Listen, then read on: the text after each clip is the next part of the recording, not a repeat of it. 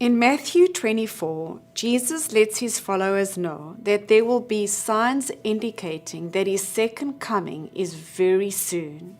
He says wars, famines, earthquakes, and the spreading of deceptions and of infectious diseases will prevail on a worldwide scale.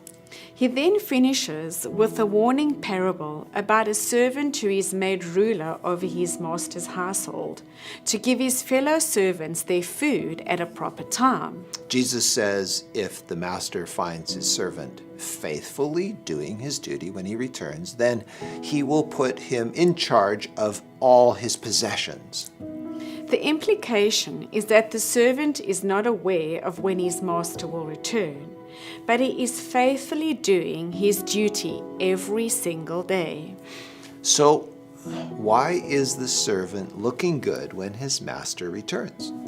Well, because he's been looking good every day. That is what he always does. He's been following his master's orders and desires, faithfully serving his master every single day.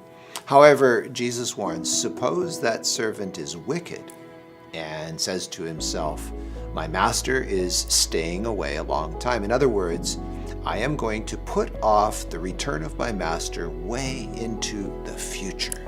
And he then begins to beat his fellow servants and to eat and drink with drunkards. The master of that servant will come on a day when he does not expect him, and at an hour he is not aware of. So this is not a secret. It is very unexpected, though. It's like surprise, the master is home and he sees how wicked you are. He will cut him to pieces and assign him with a place with the hypocrites, where there will be weeping and gnashing of teeth. So this is a very serious message. So, question, does the wicked servant believe that his master is coming back? Absolutely. But by setting it off into the future, he begins to live as if his master is not ever coming back. If you asked him if he would be okay if he would be beating his fellow servants when the master returned, he would say, no way. But by putting it off, it changed his heart.